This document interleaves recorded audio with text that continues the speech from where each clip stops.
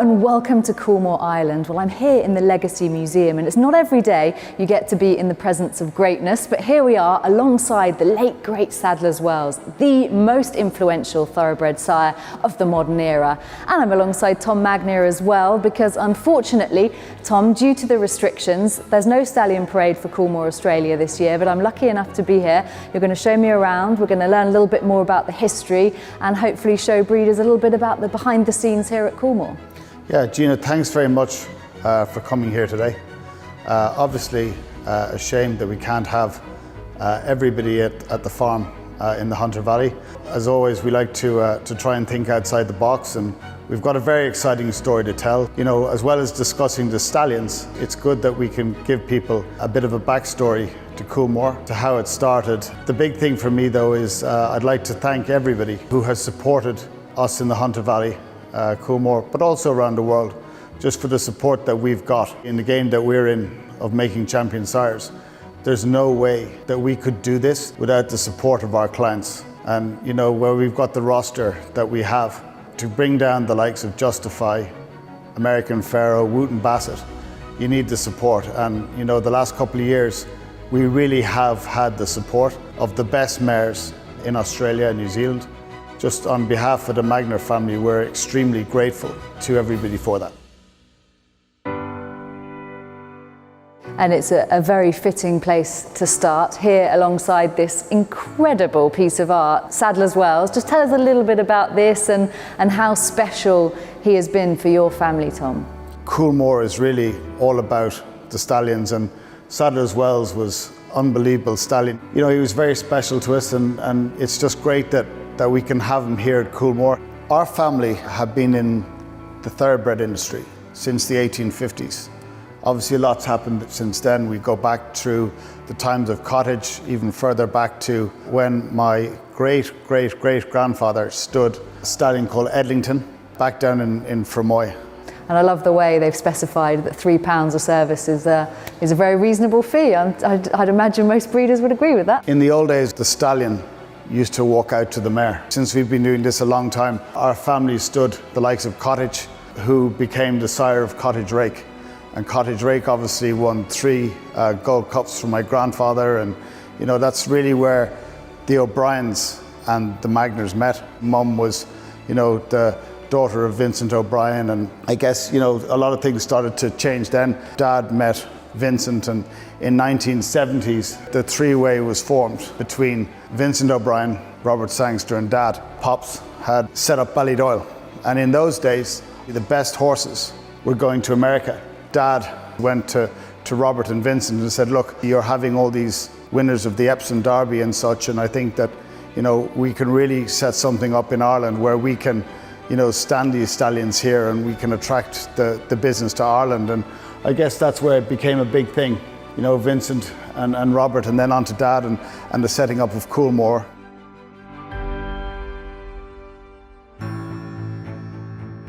It was really remarkable what Vincent did in those days, and also when he built Ballydoyle. It was so ahead of its time to do what he did. But, you know, Vincent had Robert Sangster, you know, the wonderful owner that he was, and then Dad and Robert then had a deep association with Australia. In the mid to late 70s, we started shuttling the stallions, you know, down to Australia. We went to New Haven Park, Lindsay Park, and onto Arrowfield, which obviously became Coolmore today. You know, we couldn't have done this without the Sangster connection. Yeah, Dad just had this idea that he saw Australia as this place that, you know, was going to grow and become one of the great places of racing around the world. And it was a huge industry even then. We go back a long way. And Adam Sangster has Swettenham Stud down in Victoria, and he's got Highland Reel and in Victoria, and they're doing a marvelous job with him. And you know, there's a great crew with Adam, and you know, to think that the history is going from generation to generation is something pretty special, and I think Robert would be delighted about that. We've spoken at length about the founding fathers of the Northern Hemisphere, if you like, the Galileo, the Sadler's Wells, and it brings us on to the founding father of the Southern Hemisphere, which you were also in charge of, in Danehill. I mean, just try and sum up, if you can, how influential that horse has been to your operation there. In Australia, he was a game changer. He was an unbelievable stallion. from Danehill, we were very fortunate that we got the next champion sire in Fastnet Rock. The game that we're in, we have to try and find the next son. We're always looking for that next stallion. And you know, history has a way of repeating itself. We really believe that Merchant Navy is the one who's going to take over the baton from Fastnet Rock. There are now a lot of mares in Australia by Danehill, successful brood mares.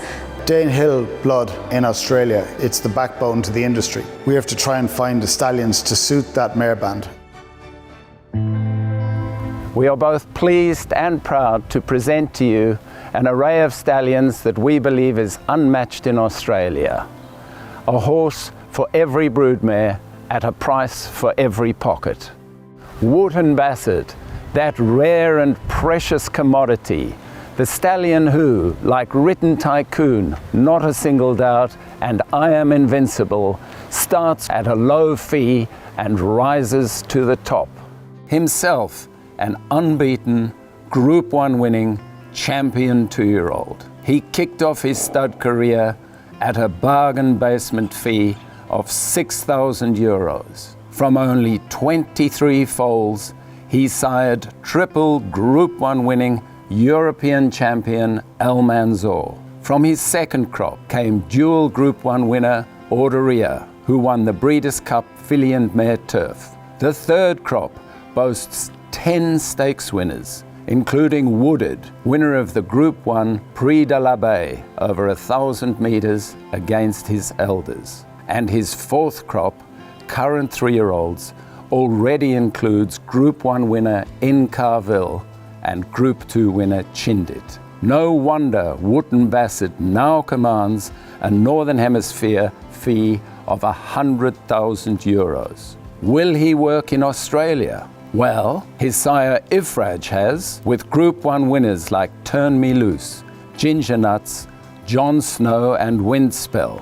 And Wootton Bassett himself already has his first Australian winner, imported daughter Rapid Achiever, an easy and impressive 3-length winner for the Mar Eustace Yard in Victoria this month. Nor will he lack for support this year, with a full book of mares already that includes Group 1 winners like Celebrity Queen, El Dorado Dreaming, Booker, Kafila, Nakita Jane, O Marilyn, Rostova and their like. Well, Tom, amazing to come down here to the stallion boxes, and it really is a who's who of champion sires, isn't it? You see 3 stables behind you. These 3 stables hold a lot of history because at one stage you had Be My Guest, Sadler's Wells and Calyx, who were 3 champion sires. It's sad to see Galileo's stable is empty. Sadler's Wells' stable there. Wootton Bassett has been there the season just gone by, and he's obviously sadly he's not here. He's in Australia. He's really exciting to have him on the farm. He's a lovely horse, and the lads tell me here that he's got a remarkable temperament, but I think you might know more about Wootton Bassett than me. Yeah, and I was hoping to see him, Tom, but unfortunately he's already gone.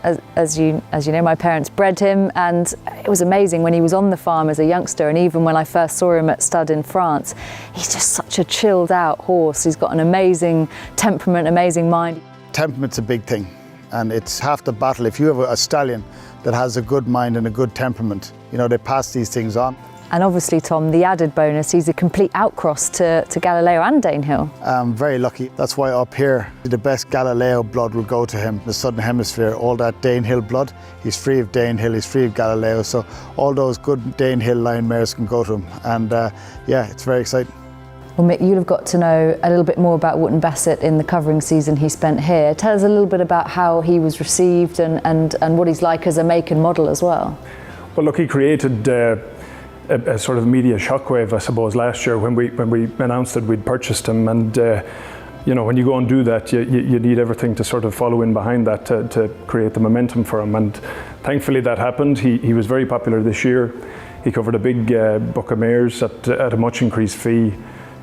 So I suppose that's indicative of the confidence out there within the marketplace about what's you know, ahead for him. There's obviously, you know, great days ahead. And we know what he's done on the track, so we've seen his stock. You'll have seen them for years now at the sales. But what about when you saw him here in person for the breeders that aren't able to go and see him this year, what would you say he's like as a type? What were the characteristics that stood out for you? Look, he's a beautiful looking horse. He's great size, great width, great action. You know, he was a nearly 2-year-old. I think came out, broke his maiden over 6 furlongs on lightning quick ground in June of his 2-year-old year. So, I mean, I think when the Australian breeders go and see him in the flesh, they'll be very, very impressed. His champion's son, Almanzor, who stood in New Zealand, was obviously very, very popular. He covered huge bucks of mares. They did a great job with him there.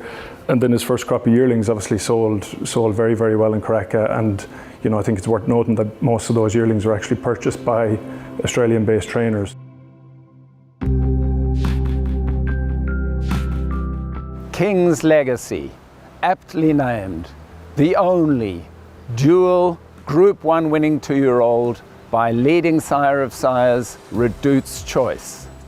He won the Group 1 Sires Produce Stakes, like leading sires Sebring, Snippets and Pierro. And like Pierro, he went on to win the Group 1 Champagne Stakes. Moreover, King's Legacy is a 3-parts brother to Redute's Choice's leading sire's son, Not a Single Doubt, from the family of leading sire Snippets. Stallion pedigrees just don't come any more compelling than that. It's a pedigree which, combined with his great physique, commanded a yearling sale price of $1.4 million.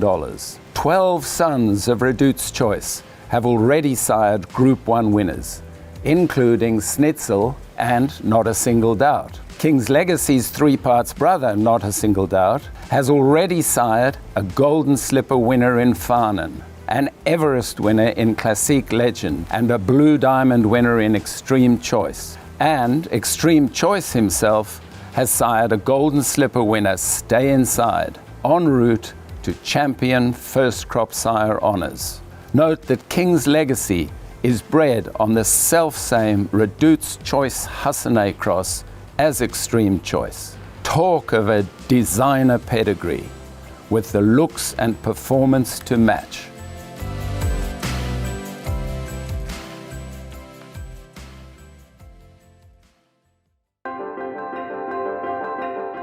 Fastnet Rock, quite simply, the most successful sire at stud in Australia, with a body of work that any other leading sire would have to come round again to match. Like Danehill, a champion sprinter who became a multiple champion sire, a proven sire of sires, with 8 sons already having sired Group 1 winners, and a leading Group 1 broodmare sire. Like Danehill, Fastnet Rock has become an international force in breeding and racing, and he's still siring million-dollar yearlings, with 12 of his yearlings having made over $500,000 at this year's sales alone.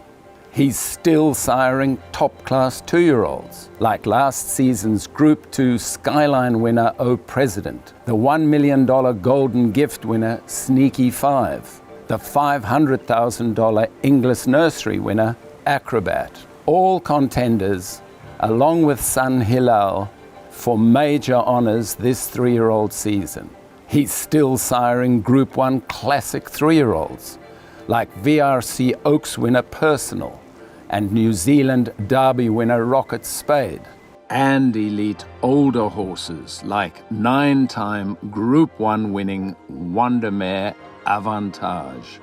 He is, quite simply, a living legend.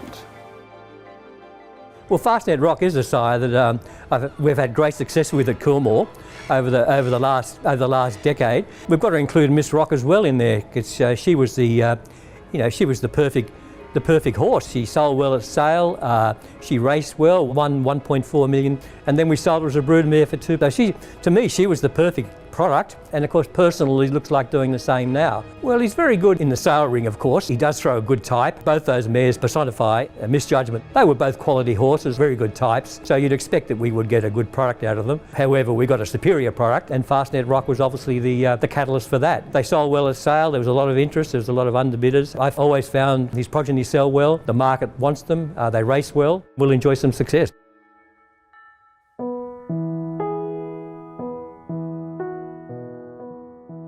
Merchant Navy, the heir apparent to Fastnet Rock, an unbeaten, stakes-winning 2-year-old. Like Fastnet Rock and Danehill before him, a Group 1 sprinter at 3.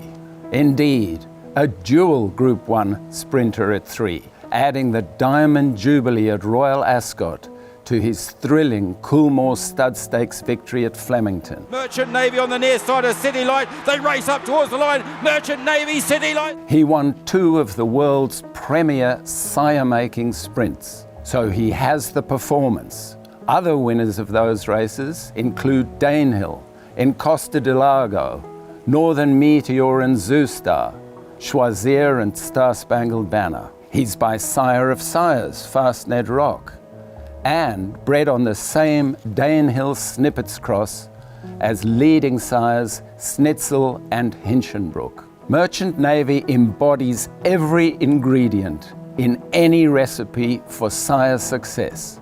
He was the leading Australian first crop sire at this year's yearling sales, selling to $500,000, with 85 yearlings selling at an average of $125,000. Is there a better candidate for first crop sire honours? Churchill. His sire Galileo may be gone, but he'll never be forgotten. That 12-time champion sire boasts nearly 100 Group 1 winners. Churchill is his only son ever to have won at Royal Ascot as an early 2-year-old. Churchill's full sister Clemmy is the only Galileo ever to win a Group 1 at 1,200 metres, and she did that as a 2-year-old. Both were European champion 2-year-olds. Their dam was beaten only a neck in the Group 2 Queen Mary Stakes over 1,000 metres at Royal Ascot as a 2-year-old. Grand Dam Airwave was a Group 1 winning 2-year-old at 1,200 metres and champion 3-year-old sprinter. This is a family of precocity and speed. So much speed, indeed, that Churchill won the 2-year-old championship race, the Group 1 Dewhurst Stakes, in faster time than Galileo's Group 1 sire sons Frankel and Teofilo. Behind him that day was 4-time Group 1 winning sprinter Blue Point. Precocity and speed do not always translate to classic success. Yet, Churchill had the class to win the 2,000 guineas in faster time than Frankel. But Churchill won the guineas. The class to win the Irish 2,000 guineas in faster time than Dubawi and Kingman. Proven pedigree, precocity, speed and class, all embodied in this big, strong, deep, imposing beast built for speed, with 14 first crop 2-year-old winners and 2 stakes winners already in Europe. Feast your eyes on the future of Galileo. His name is Churchill. We've already seen, Tom, the influence of Galileo here in the Northern Hemisphere, but Churchill, a really interesting son to stand in Australia. Just tell us a little bit about why you earmarked him as a horse to really suit the Australian market. So yeah, he's got off to a flying start. He's had a stakes winner over 1,000 metres. You know, Churchill was a Dewhurst winner, like Frankel. You know, he's precocious. He's a Galileo with speed. He's powerful, and he's really what Australian breeders want. Pierro, undoubtedly a champion general sire in the making. The ultimate Australian racehorse. An unbeaten, Triple Crown winning champion 2-year-old. A dual Group 1 winning 3-year-old. In all, he won 5 Group 1 races at every distance from 1,000 to 1,600 metres. Champion first crop sire, with 4 Group 1 winners in that crop. Derby winners Lavendi and Furori, Oaks winner Pino, and all-aged stakes winner Pierrata. He was champion's second crop sire. That crop including triple Group 1 winner Arcadia Queen. Every breeder and owner's dream, with $4 million in prize money, sold for $3.2 million at auction afterwards. And he was champion third crop sire. That crop including dual Group 1 guineas and champion stakes winner Shadow Hero. 24 stakes winners already from his first 3 crops and counting. That rare sire who covers the distance spectrum, from Oaks and Derby winners to Guineas winners and Everest sprinters, even Golden Slipper and Todman placed 2-year-olds. Most importantly, Pierro has had his biggest and very best books of broodmares over the past 3 seasons. So, any yearlings conceived this year will benefit from the racetrack exploits of a stellar group of 4-year-olds, 3-year-olds and 2-year-olds. By which time we're tipping Pierro will be champion sire. Arcadia Queen and Regal Power are the best of our 2 Pierros. They'd be the pick of them, and they're brother and sister in blood. I think he's well priced in our market compared to the other proven stallions that are available at the moment. He's ready to really go forward with his numbers and his winners in the next couple of years. We've got quite a few coming through. I think there's 7 or 8 2-year-olds that haven't raced yet, a couple of older ones, and some foals coming along, and yearlings. From my point of view, he's gone very well. He's producing Group winners, Group 1 winners. From my point of view, he couldn't do much more. Justify. The smartest breeders are always ahead of the curve. And here's why Justify should be any thinking breeder's major play for this season. Not the fact that he's the only US Triple Crown winner in history to retire undefeated. Not the phenomenal 6 victories by nearly 24 lengths that also crowned him champion 3-year-old and horse of the year. Nor even that he's the best son of Sire Sensation and Sire of Sires Scat Daddy. And not that he himself is the most awesome specimen of a horseflesh, power and athleticism that Bob Baffett and horsemen of his ilk have ever seen.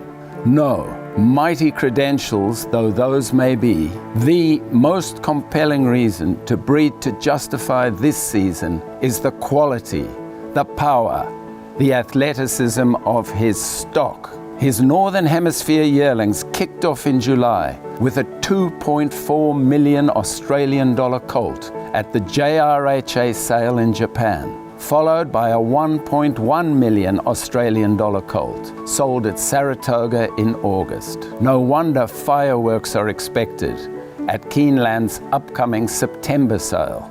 And for all the fabulous Australian weanlings that sold to 300,000 at Inglis and Magic Millions this year, to good judges like Henry Field and Suman Hedge, believe us, you ain't seen nothing yet. Justify's Australian yearlings, from so many of the best mares that money could buy, are impressive beyond belief. And breeders smart enough to use Justify this season will be well set to capitalize on a season and a half of the racing exploits of that stock from those mares. And really exciting times ahead, the best very much yet still to come with Justify. What have you made of the ones that you've been lucky enough to see and how they've been received at the sales so far? Well, I'm lucky because I've seen the Justifies in both hemispheres, Northern and Southern Hemisphere. I was just on the farm in Jerry's Plains a couple of months ago, went through all the foals there. Very, very happy, very, very impressed, and you know, they're going to be a big hit. The yearlings and foals that have gone through the ring so far in America are very, very good. It's a big year for him this year. American Pharoah, the racehorse, the horse of a lifetime, a dual Group 1 winning champion 2-year-old, 6-time Group 1 winning champion 3-year-old and horse of the year, the first US Triple Crown winner in 37 years, the first ever US Grand Slam winner, adding the Breeders' Cup Classic to his Triple Crown triumph. American Pharoah is finally the one! American Pharoah has won the Triple Crown! American Pharoah, the Stallion, America's champion first and second crop sire. 20 stakes winners already from his first 2 Northern Hemisphere crops. No doubt well on his way to becoming a major influence on the breed. So consider this, Australian breeders. American Pharoah right now has 75 unraced progeny. That's 75% of his first crop of foals set to launch as early season 3-year-olds in Australia. They are in all the best racing stables, and trainers like Chris Waller and the Waterhouse Bott stable, amongst others, have gone back to the well for more of them, paying to $650,000 at this year's yearling sales. We believe it's your time to strike.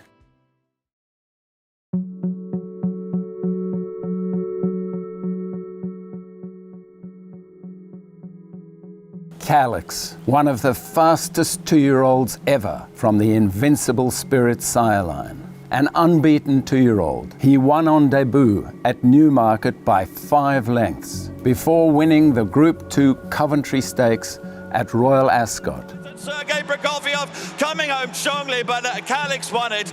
Beating triple Group 1 winner Advertise and 21 others. He reappeared at 3 to win the Group 3 Commonwealth Cup trial over 1,200 metres at Ascot by a scintillating 4 lengths. The fastest and most precocious son of sire sensation Kingman, from one of the fastest female families in Europe. His dam, a Group 1 filly, his 2nd, 3rd, 4th and 5th dams, all bred Group 1 winners. Calyx, at 124, was rated a better sprinter by Timeform than Zoustar, Northern Meteor, Pirata, Impending, Russian Revolution and Brutal, etc.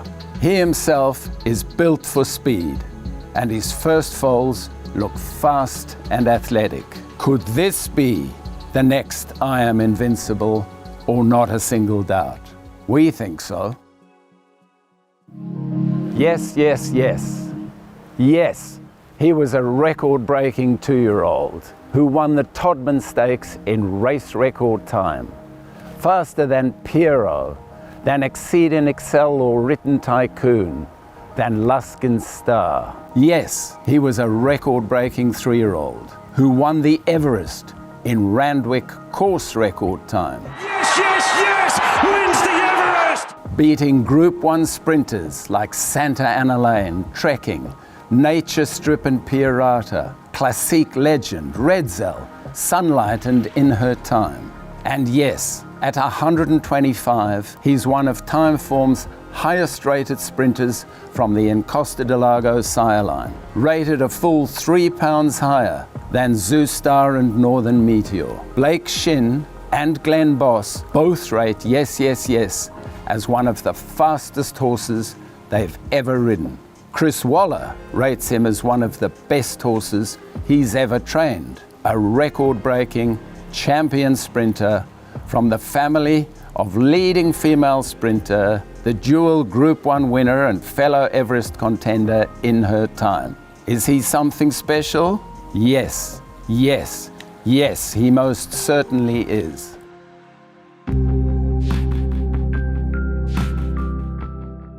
Magna Grecia, like Northern Hemisphere sire sensation Kingman, and like Southern Hemisphere sire sensation I Am Invincible, Magna Grecia is by Invincible Spirit, a sire who already has 4 sons who themselves have sired Group 1 winners. Magna Grecia is his only son ever to have won at Group 1 level both as a 2-year-old and 3-year-old.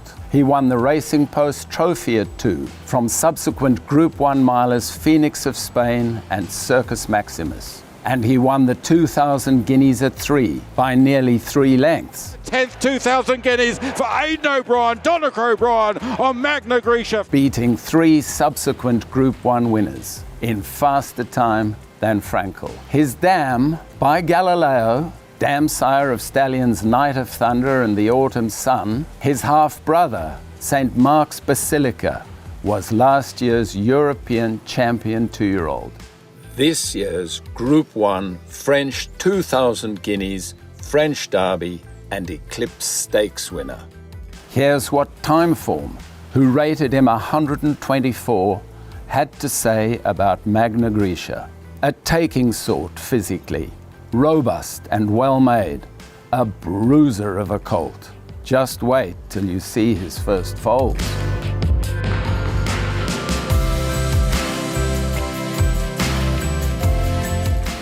Saxon Warrior, the only 2- and 3-year-old Group 1 winner at stud by Deep Impact, colossus of Japanese racing and breeding. Out of unbeaten European champion 2-year-old filly Maybe by Galileo, colossus of European racing and breeding. His grandam is a stakes-winning 2-year-old over 1,000 metres by Danehill, colossus of Australian racing and breeding. He himself was an unbeaten Group 1 winner at 2 of the Racing Post Trophy, beating 4-time Group 1 winner Roaring Lion. He was a classic winner at 3 of the 2,000 guineas, beating Derby winner Massar, 4 times Group 1 winner Roaring Lion, and Breeders' Cup Mile winner Expert Eye. A hugely impressive horse physically, and in champion jockey Donnacha O'Brien's words, without doubt the most talented horse I've sat on. The cruising speed and turn of foot he showed in the Guineas was something I've never experienced before or since. Saxon Warrior was the leading first crop weanling sire in Europe, and his first 2 yearlings on offer in Japan this year made 2.3 million Australian dollars and 1.1 million Australian dollars, followed by a 600,000 Australian dollar colt at the recent Arcana yearling sale at Deauville in France.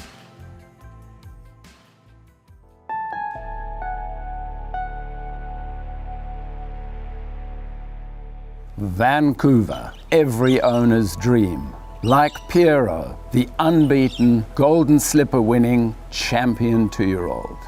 He won the Golden Slipper from barrier 16 in the same time as Pierro, and faster than Capitalist, Luskin Star, Masque, Rory's Jester, Stratum, Flying Spur, and Sebring. Successful sires all. He's the best, fastest and most precocious son of top-class international sire Medaglia d'Oro from the family of dual Group 1 winning champion sprinter miler skating.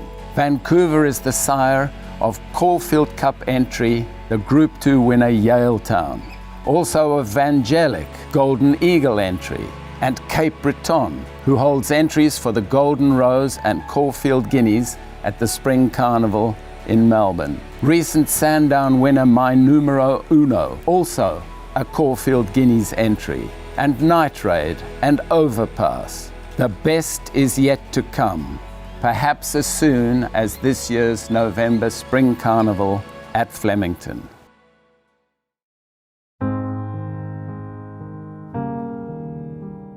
Pride of Dubai, the champion Australian first crop sire and leading Australian second crop sire. Also Europe's leading first crop sire by stakes winners last year. Himself a dual Group 1 winning 2-year-old of the Blue Diamond Stakes at Caulfield and the Sires Produce Stakes at Randwick. The very best and fastest 2-year-old by Champion Street Cry. From a half-sister to the dam of champion 2-year-old sires Kodiak and Invincible Spirit.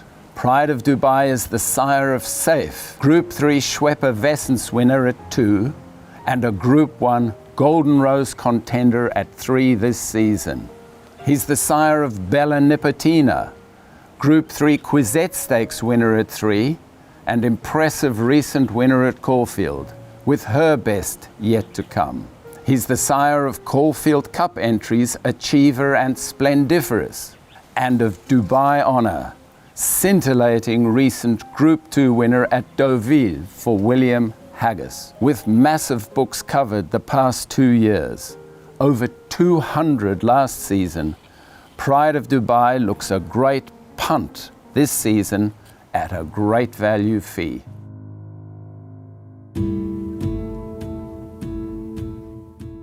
Adelaide, dual Group 1 winner in America and Australia. By Galileo, from a Group 2 winning 2-year-old over 1,000 metres at Royal Ascot.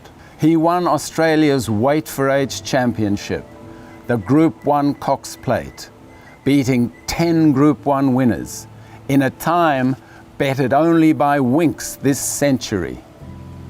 A proven Group 1 sire from his first crop. His daughter Funstar won the Group 1 Flight Stakes at Randwick by over 3 lengths, as well as the Far Lap Stakes Group 2 and T-Rose Stakes Group 2, on each occasion beating Group 1 winner Probabile. Adelaide is one of 20 sons of Galileo who have sired Group 1 winners. You won't find a proven Group 1 sire in Australia at a better value fee.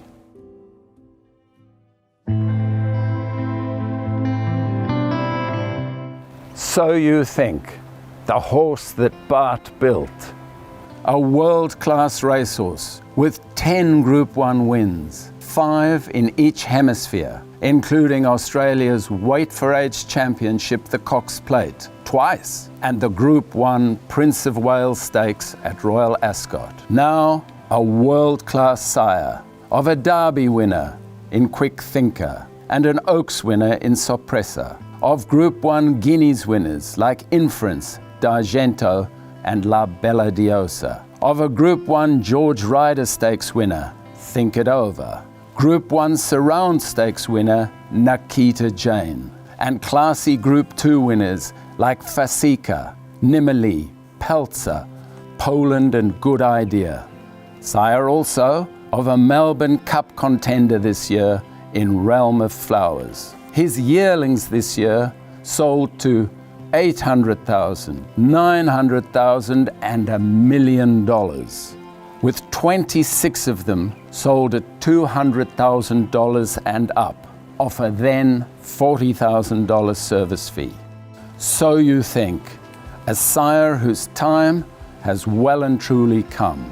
And what a heaven-sent horse he is to behold. Just look at this epitome of the thoroughbred racehorse, whom Bart Cummings himself went to his grave declaring, the finest, most magnificent horse I ever had anything to do with. Who are we to disagree?